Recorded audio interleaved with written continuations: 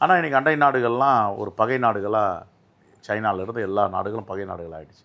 அன்றைக்கி நேராக போயிட்டு சிறிமாவா பண்டாரநாயக்க கிட்ட போயிட்டு இந்த ஒப்பந்தத்தில் கையெழுத்து போடுங்கன்ட்டு வாங்கினாங்க. அன்னைக்கு அந்த அம்மா எடுத்த லட்சக்கணக்கான ஏக்கரில் தான் இப்போ ஒரு 8 மாதங்களுக்கு முன்னாடி ஜனவரி மாதம் ஒரு ஒப்பந்தம் ஒன்றிய பெட்ரோலியத்துறை அமைச்சர் வந்து ஒரு விளம்பரம் கொடுக்குறாரு. என்னன்னா, வாஜ் பாங்கில் வந்து வளைகுடா பகுதிகளில் நாங்கள் வந்து குரூடு இருக்காங்க, எண்ணெய் வளங்கள் இருக்குது, அதை ஆக்ஷன் பண்ணுறோம், லட்சக்கணக்கான கோடிகளுக்கு அம்பானி அதானியும் போட்டி போட்டுருந்தாங்கன்ற பத்திரிகையில் படிச்சிருக்கோம்.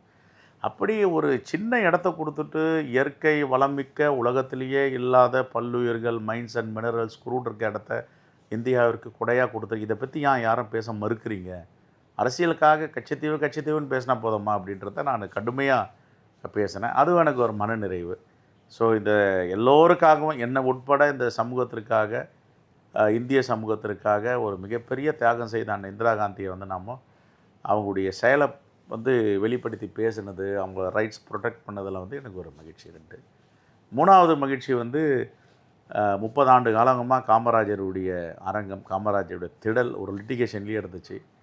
ஒருத்தர் வேறு ஒரு மாநிலத்தை, வட மாநிலத்தை சார்ந்தவர் பிடிச்சி வச்சுருந்தார். அவர் சொல்கிறார் நான் பணம் கொடுத்துருக்கேன்றாரு. இவங்க சொல்கிறாங்க 30 ஆண்டுகள் ஆகிடுச்சு, சட்ட ரீதியாக காலாவதி ஆகி போச்சு, அவர் எதற்காக வந்தாரோ அதை செய்யலை, ஆனால் இடத்து மேலே குறியாக இருக்கார் அப்படின்னாரு. அதையெல்லாம் பேசி அந்த என்க்ரோச்மெண்ட், நிறைய என்க்ரோச்மெண்ட் இருந்தது.